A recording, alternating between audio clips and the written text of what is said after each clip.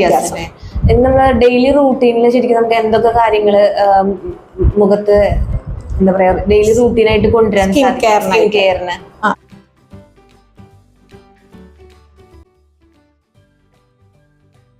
Hi, അപ്പോൾ ഇന്ന് നമ്മൾ വന്നിട്ടുള്ളത് കടവത്ത് ആയുർവേദ ഹോസ്പിറ്റൽ മണിത്തറയാണ് കേട്ടോ. നമ്മളിവിടുത്തെ കോസ്മെറ്റോളജിസ്റ്റായ ഡോക്ടർ രമ്യ മാഡത്തിനെ ഇന്ന് കൺസൾട്ട് ചെയ്യുന്നുണ്ട്. അപ്പോൾ അതിന് മുൻപായിട്ട് നിങ്ങൾക്ക് ഈ ഹോസ്പിറ്റലിൻ്റെ ഒരു അന്തരീക്ഷം ഒന്ന് ഷെയർ ചെയ്യാമെന്ന് വിചാരിച്ചു കേട്ടോ.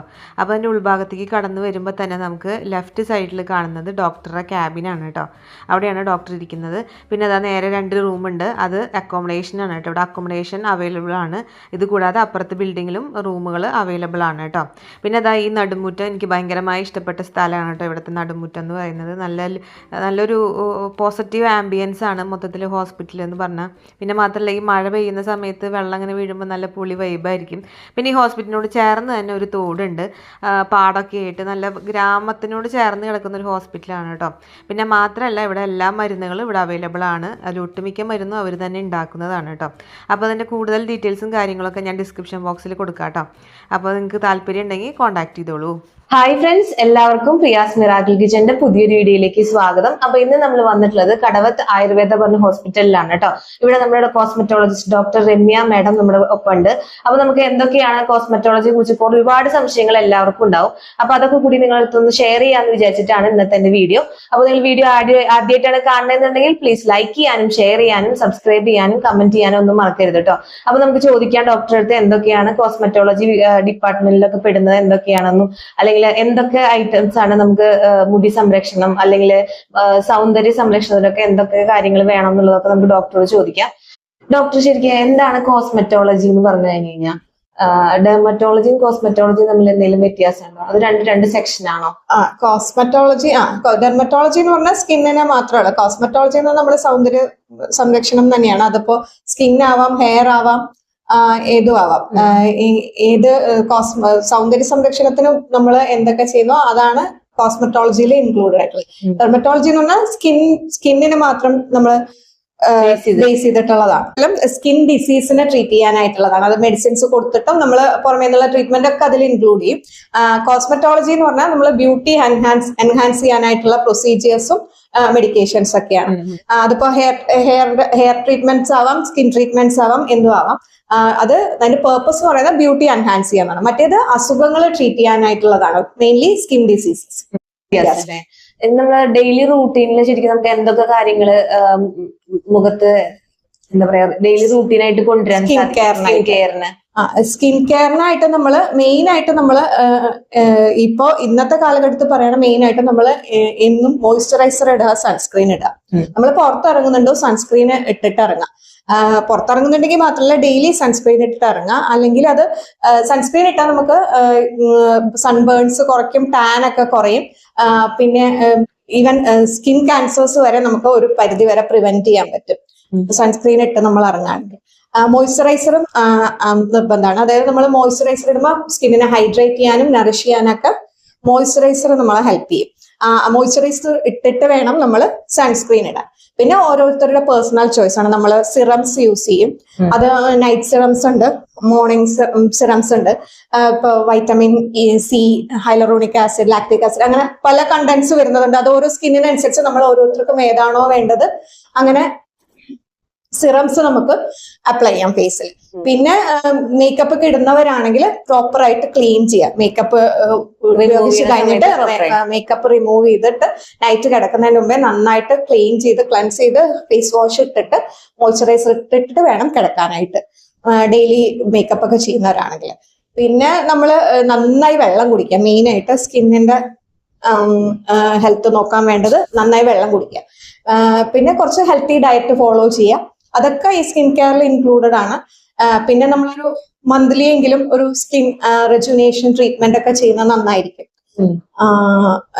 ക്ലീനപ്പ് ആണെങ്കിലോ അല്ലെങ്കിൽ ഇപ്പൊ എന്തെങ്കിലും ഇഷ്യൂസ് ഉണ്ടെങ്കിൽ അതിനനുസരിച്ചുള്ള എന്തെങ്കിലും ട്രീറ്റ്മെന്റ്സ് വേണമെങ്കിൽ കോസ്മെറ്റോളജിസ്റ്റിനെ കൺസൾട്ട് ചെയ്തിട്ട് അങ്ങനെയെങ്കിലും അങ്ങനെ ചെയ്യുന്നത് നന്നായിരിക്കും.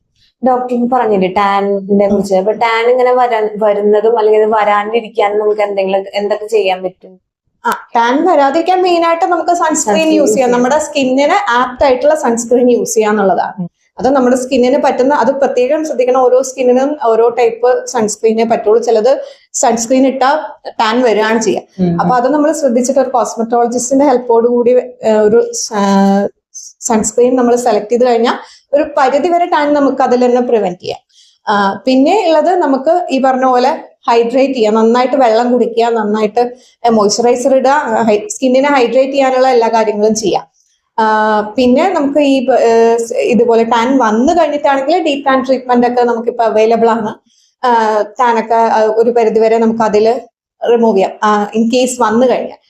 കൂടുതൽ നമ്മൾ ചെയ്യേണ്ടത് സൺസ്ക്രീൻ ഇടുക, നന്നായി വെള്ളം കുടിക്കുക, വെയിലത്ത് ഇറങ്ങുമ്പോൾ കഴിയുന്നതും ഒരു കുടയൊക്കെ കൈ പിടിച്ചിറങ്ങുക. അങ്ങനെ ഇതിനൊക്കെ നമുക്ക് നമ്മുടെ പേഴ്സണൽ കെയറോട് തന്നെ ടാനൊക്കെ. ശരിക്കും ഇപ്പൊ ടാൻ മാറാനായിട്ട് ഒരുപാട് ഐറ്റംസ് ഇപ്പോ വിപണിയിൽ ഉണ്ടല്ലോ. ശരിക്കും അതുകൊണ്ട് ഒരു യൂസ്ഫുൾ ആവുന്ന ഡോക്ടർക്ക് തോന്നുന്നുണ്ടോ? അതിപ്പോ അതാ പറഞ്ഞത്, നമ്മള് സ്കിന്നിന് ഏതാണ് പറ്റുക. ചില സ്കിന്നിന് അതൊന്നും ഉപയോഗിച്ചിട്ട് കാര്യം ഉണ്ടാവില്ല. അവരുടെ സ്കിൻ ടൈപ്പ് അനുസരിച്ച് വേണം നമ്മൾ ഓരോ ഇതും പ്രിഫർ ചെയ്യാനായിട്ട്. അപ്പൊ അതെന്താ വെച്ചാല് സൺസ്ക്രീൻ എന്താണെങ്കിലും, സൺസ്ക്രീൻ ആണെങ്കിലും നമുക്ക് എന്താ ക്രീമാണ് ഡീടാൻ ക്രീം എന്ന് പറഞ്ഞിട്ട്, അല്ലെ ഡീടാനുള്ള എന്ത് പാക്ക് എന്ന് പറഞ്ഞിട്ടൊക്കെ നമുക്ക് കടയിൽ കിട്ടുന്ന സാധനങ്ങൾ നമ്മുടെ സ്കിന്നിന് അത് ആപ്റ്റ് ആണോ എന്ന് ആദ്യം നോക്കണം. ഓരോരുത്തരുടെ സ്കിന്നും ഡിഫറെന്റ് ആയിരിക്കും. അത് ആദ്യം ഒരു സ്കിന്ന് ഒന്ന് അസസ് ചെയ്തിട്ട് നമ്മൾ ചെയ്യാവുള്ളൂ. കഴിയുന്നതും ഒരു കോസ്മെറ്റോളജിസ്റ്റിന്റെ ഹെൽപ്പോട് കൂടി നമ്മുടെ സ്കിൻ അസസ് ചെയ്ത് നമുക്ക് കറക്റ്റ് ആയിട്ടുള്ള സൺസ്ക്രീൻ ഏതാ, നമുക്ക് കറക്റ്റ് ആയിട്ടുള്ള മോയ്സ്ചറൈസർ ഏതാ, എല്ലാം ഒരാളുടെ ഹെൽപ്പോട് കൂടി ചെയ്യാനായിരിക്കും കുറച്ചുകൂടി നല്ലത്. പിന്നെ നമ്മുടെ സ്കിന്നിന് നമ്മളെക്കാളും നന്നായിട്ട് വേറെ ആർക്കും എന്തായാലും അറിയില്ല. അപ്പൊ നമ്മുടെ സ്കിന്നിന് ഏതാണോ ആപ്റ്റ്, നമുക്ക് അതുകൊണ്ട് ബുദ്ധിമുട്ടില്ല, നമ്മൾ ഉപയോഗിച്ചിട്ട് ആണെങ്കിൽ അത് കണ്ടിന്യൂ ചെയ്യാൻ കുഴപ്പമില്ല. പിന്നെ ഇപ്പൊ കൗമാരപ്രായക്കാർക്കാണ് കൂടുതലും പിമ്പിൾസ് ഒക്കെ വരുന്നത്. അപ്പൊ അതിന് നമുക്ക് എങ്ങനെയൊക്കെ പ്രിവെന്റ് ചെയ്യാൻ പറ്റും? നമുക്ക് വീട്ടിൽ തന്നെ നമുക്ക് ചെയ്യാൻ പറ്റുന്ന എന്തെങ്കിലും കാര്യങ്ങളുണ്ടോ? പിമ്പിൾസ് ഇപ്പൊ ഒരുപാട് റീസൺസ് കൊണ്ട് പിമ്പിൾസ് വരാം. ഒന്ന് ഹോർമോണൽ ചേഞ്ചസ്, ഈ പറഞ്ഞ പോലെ ടീനേജിലൊക്കെ വരുന്ന ഹോർമോണൽ ചേഞ്ചസ് ഉണ്ടാവാം. പിന്നെ പൊതുവെ ഓയിലി സ്കിൻ ആയിട്ടുള്ളവർക്ക് ഇതുപോലെ പ്രായം ഒന്നും അതിലൊരു എഫക്ട് ചെയ്യുന്നില്ല, ആർക്ക് വേണമെങ്കിലും പിമ്പിൾ വരാം. പിന്നെ ഈ ഡയറ്റ്, നമ്മള് കൂടുതൽ ഓയിലി ഹെവി ആയിട്ടുള്ള ഡയറ്റ് ഒക്കെ, നമ്മൾ ഇപ്പോഴത്തെ ഡയറ്റ് കാരണം അങ്ങനെ പല കാരണങ്ങൾ കൊണ്ട് പിമ്പിൾസ് വരാം. നമ്മൾ ആദ്യം നോക്കേണ്ടത് എന്തുകൊണ്ട് ഈ പിമ്പിൾസ് വന്നു എന്നുള്ളതാണ്. ഹോർമോണൽ ഇഷ്യൂ ആണെങ്കിൽ നമ്മൾ അതിനനുസരിച്ച് ആ കുട്ടി അവർക്ക് അതിനുള്ളത് കൊടുക്കണം.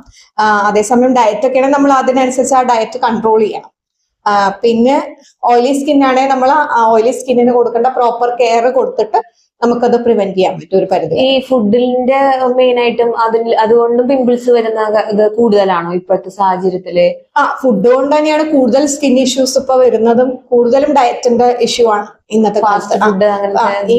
ഈ സ്കിൻ ഇഷ്യൂസ് കൂടുതലും നമ്മൾ കണ്ടുവരുന്നത് ഈ ഫാസ്റ്റ് ഫുഡ് എന്നല്ല, ഇന്നത്തെ ഭക്ഷണക്രമം അല്ല, ഏത് ഭക്ഷണ രീതികളാണെങ്കിലും ആ ഭക്ഷണ രീതി തന്നെയാണ് ഇന്നത്തെ കാലത്ത് സ്കിൻ ഡിസീസ് കൂടുതൽ. ഒരു പരിധി വരെ നമുക്ക് ആ സ്കിന്ന് കൺട്രോൾ ചെയ്ത്, ഫുഡ് കൺട്രോൾ ചെയ്ത് ഇതൊക്കെ സ്കിൻ ഇഷ്യൂസ് കൺട്രോൾ ചെയ്യാൻ പറ്റും. എല്ലാ ടൈപ്പും അല്ല അതുകൊണ്ട് വരുന്നത്. ഞാൻ പറഞ്ഞ ഏതാണോ റീസൺ നമ്മൾ ആദ്യം കണ്ടുപിടിക്കണം. ഇതുകൊണ്ട് തന്നെയാണോ, ഫുഡിന്റെ ആണോ, അല്ല ഹോർമോണൽ ഇഷ്യൂസ് ആണോ, അതല്ല വേറെ എന്തെങ്കിലും ഉള്ളിൽ എന്തെങ്കിലും ഇഷ്യൂസ് ഉണ്ടോ, ബ്ലഡിലൊക്കെ എന്തെങ്കിലും ഇഷ്യൂസ് ഉണ്ടോ എന്നൊക്കെ നമ്മൾ കണ്ടുപിടിച്ചിട്ട് വേണം, ലാബ് റിപ്പോർട്ടും ഒക്കെ നോക്കിയിട്ട് വേണം നമ്മളിത് കൺഫേം ചെയ്യാനായിട്ട്. എന്നിട്ട് അതിനെന്താണോ ആ റീസൺ എന്താണോ അതിനെ കണ്ടുപിടിച്ചിട്ട് വേണം നമ്മൾ ട്രീറ്റ് ചെയ്യാൻ. ആദ്യം റീസൺ ഇല്ലാതാക്കണം, എന്നിട്ട് നമ്മൾ പുറമേക്കുള്ള ലേപങ്ങൾ എന്താണെന്ന് വെച്ചാൽ അത് കൊടുക്കണം. ഉള്ളിലേക്ക് മരുന്നുകളും കഴിക്കേണ്ടി വരും. അപ്പൊ ഈ പിമ്പിൾസ് ഒക്കെ വരുമ്പോ നമ്മൾ ശരിക്കും പൊട്ടിക്കൊക്കെ ചെയ്യില്ലേ? അങ്ങനെ അതിന്റെ ആ ഇത് എന്താ പറയാ, അത് സ്പ്രെഡ് ആയി കഴിഞ്ഞാൽ പരക്കും, അത് ശരിക്കും അങ്ങനെ തന്നെ ഉള്ളതാണോ? സ്പ്രെഡ് ആയി പൊട്ടി നമ്മള് നന്നായിട്ട് ഇതായിട്ട് ഇരിക്കുന്ന ഒരു പിമ്പിള് പൊട്ടിച്ച സ്കാർ വരും. അത് എല്ലാവർക്കും അറിയാവുന്ന കാര്യമാണ്. ഈ സ്കാർ വരാതിരിക്കാനാണ് നമ്മളത് പൊട്ടിക്കണ്ട എന്ന് പറയുന്നത്. പിന്നെ അത് പൊട്ടിച്ചതുകൊണ്ട് പ്രത്യേകിച്ച് ഗുണമൊന്നുമില്ല. അത് പിന്നെയും വരാനുള്ള സാധ്യത അതുകൊണ്ട് കുറയ്ക്കുന്നൊന്നുമില്ല. സ്കാർ വരികയും ചെയ്യും. അപ്പൊ അത് കഴിയുന്നതും നമ്മൾ ആ പിമ്പിള് എന്തെങ്കിലും ഇപ്പം ഐസ് കംപ്രഷൻ, അങ്ങനെ ഐസ് വെച്ചിട്ട്, അല്ലെങ്കിൽ ഇപ്പൊ ആന്റി ഇൻഫ്ലമേറ്ററി ആയിട്ടുള്ള അലോവേര ജെല്ലൊക്കെ അപ്ലൈ ചെയ്യാം നമുക്ക് അതിൽ. അത് ജസ്റ്റ് അതൊന്ന് പതുങ്ങാനായിട്ട്. എന്നിട്ട് പിന്നെ നമ്മൾ ആ പാടുകൾ എന്തെങ്കിലും ഉണ്ടെങ്കിൽ അതിന് വേണ്ട ട്രീറ്റ്മെന്റ് ചെയ്യാണ് നല്ലത്. അല്ലെങ്കിൽ പിന്നെ അത് കുറച്ചുകൂടി ഡീപ്പ് ആവും സ്കാർ, നമ്മളത് പൊട്ടിച്ചു കഴിഞ്ഞാൽ. മുഖത്ത് ഈ ചെറുപയർ പൊടി അല്ലെങ്കിൽ കടലമാവ് അങ്ങനത്തെ ഐറ്റംസ് ഒക്കെ നമ്മൾ മുഖത്ത് തേക്കുന്നത് നല്ലതാണോ? നല്ലതെന്ന് പറഞ്ഞാൽ അതാണ് ഈ പറഞ്ഞത്, സ്കിൻ അനുസരിച്ചിരിക്കും. ഓയിലി സ്കിൻ ആണെങ്കിൽ നമുക്ക് കടലമാവൊക്കെ യൂസ് ചെയ്യുന്നതുകൊണ്ട് കുഴപ്പമൊന്നുമില്ല, കുറച്ചുകൂടി അവർക്കത് ക്ലീൻ ആവുകയും ചെയ്യും, ആ ഓയിൽനെസ് കുറച്ച് കുറയുകയും ചെയ്യും. അതേസമയം ഡ്രൈ സ്കിൻ ആണെങ്കിൽ കടലമാവ് അപ്ലൈ ചെയ്താൽ ചിലപ്പോൾ ഒന്നുകൂടി ഡ്രൈ ആവുകയേ ചെയ്യുള്ളൂ. അപ്പൊ അതിൽ കുറച്ച് സാധനങ്ങളും കൂടി ഇൻക്ലൂഡ് ചെയ്തിട്ട് നമ്മൾ ഇടുകയാണെങ്കിൽ ഇപ്പൊ ഡ്രൈ സ്കിൻ മാറാനുള്ള സാധനങ്ങളൊക്കെ എന്തെങ്കിലും ഇൻക്ലൂഡ് ചെയ്തിട്ട് ഇടുകയാണെങ്കിൽ അങ്ങനെ ഇടുന്നോണ്ട് കുഴപ്പമില്ല. എന്തൊക്കെ ഇൻക്ലൂഡ് ചെയ്യുന്നത് നല്ലതായിരിക്കും? ഇപ്പം ഹണി ഇൻക്ലൂഡ് ചെയ്യാം, അല്ലെങ്കിൽ കേർഡ് ഇൻക്ലൂഡ് ചെയ്യാം, അങ്ങനെയൊക്കെ എന്താ വെച്ചാൽ നമ്മൾ റോസ് വാട്ടർ ചിലവ് ചെയ്യും. അപ്പൊ ഹൈഡ്രേറ്റ് ചെയ്യാനുള്ള കുറച്ച് സാധനങ്ങളും കൂടി ഇൻക്ലൂഡ് ചെയ്തിട്ടാണെങ്കിൽ പിന്നെയും കുഴപ്പമില്ല. ഇത് പണ്ടത്തെ ആൾക്കാർ പറഞ്ഞിട്ടുള്ള സാധനങ്ങളൊക്കെ ഇപ്പോഴും നമ്മൾ ഉപയോഗിക്കുന്ന തന്നെയാണ്, കുഴപ്പമില്ല. അത് പക്ഷെ നമ്മുടെ സ്കിന്നിന് ഇപ്പം അന്ന് സ്കിന്നിൽ ഇത്രയും ബുദ്ധിമുട്ടുകൾ ഉണ്ടായിരുന്നില്ല. ഓൾമോസ്റ്റ് എല്ലാവർക്കും വലിയ ബുദ്ധിമുട്ടുകൾ ഇല്ലാത്ത സ്കിൻ. ഇന്നിപ്പോ സ്കിൻ ടൈപ്പ് ഓരോരുത്തർക്കും ഓരോ ബുദ്ധിമുട്ടുകളാണ്. ഓയിലി സ്കിൻ എന്ന് പറഞ്ഞാൽ നന്നായി ഓയിലി ആയിരിക്കും, ചിലർക്ക് ഡ്രൈ ആണെങ്കിൽ നല്ല ഡ്രൈ ആയിരിക്കും, സെൻസിറ്റീവ് ആയിരിക്കും ചിലരുടെ സ്കിൻ. എല്ലാ പാക്കുകളൊന്നും പറ്റില്ല, അപ്പൊ ചുമന്നതടിക്കാനൊക്കെ മതി. അപ്പൊ അതിനനുസരിച്ച് നമ്മൾ പാക്കുകളും സെലക്ട് ചെയ്യണം. മെയിൻ കാര്യം സ്കിൻ ടൈപ്പിനനുസരിച്ച് നമ്മൾ മെഡിസിൻസ് സെലക്ട് ചെയ്യാന്നുള്ളതാണ്. ബാക്കിയുള്ളതൊക്കെ ഇപ്പം ട്രീറ്റ്മെന്റ്സ് ഒക്കെ വരുന്നത് ഇപ്പൊ മെഷീൻ ട്രീറ്റ്മെന്റ്സ് ആണ്, അതിപ്പോ എല്ലാം ഏകദേശം സെയിം ആയിരിക്കും. പക്ഷെ നമ്മൾ അതിനെ സെലക്ട് ചെയ്യുന്ന മെഡിസിൻസ് നമ്മുടെ ഓരോരുത്തരുടെയും സ്കിന്നിനനുസരിച്ച് വേണ്ടി വരും. ഈ കണ്ണിന്റെ തടത്തിലുള്ള പാടല്ല അതന്നെ ഈ കണ്ണിന്റെ കറുപ്പ് കളറ്, അതിപ്പോ എല്ലാവർക്കും സ്ഥിരം കണ്ടുവരുന്ന കാര്യം. അതിന് നമുക്ക് എന്തെങ്കിലും ട്രീറ്റ്മെന്റ് എന്തെങ്കിലും ചെയ്യാൻ പറ്റുമോ? അതിപ്പോ കൂടുതലും നമ്മൾക്ക് ഈ കണ്ണിന്റെ തരത്തിലുള്ള പാടുകൾ ഈ കമ്പ്യൂട്ടറൊക്കെ യൂസ് ചെയ്യുന്നവർ, ഫോൺ യൂസ് ചെയ്യുന്നവർക്കൊക്കെ മിക്ക ആൾക്കാർക്കും ഫുൾ ടൈം ഒരു ഗ്ലാസ് വെക്കുകയാണ് ഏറ്റവും നല്ലത്. നമ്മളത് കണ്ടിന്യൂസ് ആയിട്ട് ഇത് കമ്പ്യൂട്ടറിന്റെ മുമ്പിലോ ഫോണിന്റെ മുമ്പിലോ ഇരിക്കുകയാണെങ്കിൽ പിന്നെ നമ്മൾ അതിനൊരു ഇന്റർവെല്ലോ കൊടുക്കുക. അതായത് കുറച്ചു നേരം കമ്പ്യൂട്ടർ വെച്ച് ഒരു 5-10 മിനിറ്റ് ഒന്ന് കണ്ണിനൊരു റെസ്റ്റ് കൊടുക്കുക, ഒരു 2-3 മണിക്കൂറൊക്കെ കഴിയുമ്പോഴേക്കും. അങ്ങനെ അതൊരു കാര്യം. പിന്നെ നമുക്ക് വന്നു കഴിഞ്ഞാലുള്ളത് ഈ പറഞ്ഞ പോലെ നമുക്ക് വന്നു കഴിഞ്ഞാൽ പല ട്രീറ്റ്മെന്റുകളും ഉണ്ട്. നമുക്ക് കുക്കുംബറിന്റെ പാക്ക് ഇടാം, അല്ലെങ്കിൽ കുക്കുംബർ വെറുതെ കണ്ണിൽ വെച്ച് കൊടുക്കാം. കൂളിംഗ് എഫക്റ്റ് കണ്ണിന് കിട്ടുന്ന എന്ത് സാധനമാണെങ്കിലും കൊടുത്താൽ കുറെയൊക്കെ കുറയും ഒരു പരിധി വരെ. പിന്നെ അണ്ടർ ഐ ക്രീംസ് അവൈലബിൾ ആണ്, ഇപ്പൊ ഇഷ്ടംപോലെ അണ്ടർ ഐ ക്രീംസ് അവൈലബിൾ ആണ്, അതൊക്കെ നമുക്ക് ഉപയോഗിക്കാവുന്നതുള്ളൂ. പിന്നെയുള്ളത് വെള്ളം കുടിക്കുക, നന്നായി വെള്ളം കുടിക്കുക, തന്നെയാണ് ഇതിന് ചെയ്യാനുള്ളത്. അപ്പൊ നമ്മുടെ എല്ലാ ചോദ്യങ്ങൾക്കും ഉത്തരം തന്ന നമ്മുടെ ഡോക്ടർ രമ്യ മാഡത്തിന് ഇതുവരെ വിലപ്പെട്ട സമയം നമുക്ക് വേണ്ടി ചെലവഴിച്ചതിന് ഒരുപാട് നന്ദി. അപ്പോ ഇനി പ്രേക്ഷകർക്ക് എന്തെങ്കിലും ചോദിക്കാനുണ്ടെങ്കിൽ ആ ചോദ്യങ്ങളായിട്ട് ഞങ്ങൾ വീണ്ടും വരുന്നതാണ്. വീണ്ടും മാഡത്തിനെ ബുദ്ധിമുട്ടിക്കാനായിട്ട് വീണ്ടും വരാം. അപ്പോ ഇതുവരെ സഹകരിച്ചതിന് നന്ദി. അപ്പൊ നമുക്ക് അടുത്ത വീഡിയോ ആയിട്ട് വീണ്ടും വരാം. അപ്പൊ നമ്മുടെ കടവത്ത് ആയുർവേദയുടെ കറക്റ്റ് എക്സാക്ട് ലൊക്കേഷൻ വരുന്നത് നമ്മുടെ അവണൂര് മണിത്തറ ശ്രീ പനോർക്കാവ് ടെമ്പിളിന്റെ വളരെ അടുത്തായിട്ടാണ് കേട്ടോ. മണിത്തറയാണ് സ്ഥലം. എന്തെങ്കിലും സംശയം ഉണ്ടെങ്കിൽ www.കടവത്ത് ആയുർവേദയിൽ കയറി കഴിഞ്ഞാൽ നിങ്ങൾക്ക് ഇതിന്റെ എക്സാക്ട് ലൊക്കേഷനും ഇവിടുത്തെ ഡീറ്റെയിൽസും കാര്യങ്ങളും ഒക്കെ നിങ്ങൾക്ക് കിട്ടും കേട്ടോ. അപ്പൊ വീഡിയോ ഇഷ്ടമാണെങ്കിൽ ലൈക്ക് ചെയ്യാനും ഷെയർ ചെയ്യാനും സബ്സ്ക്രൈബ് ചെയ്യാനും കമന്റ് ചെയ്യാനും ഒന്നും മറക്കരുത് കേട്ടോ. അപ്പൊ അടുത്ത വീഡിയോ ആയിട്ട് വീണ്ടും വരാം. ബൈ.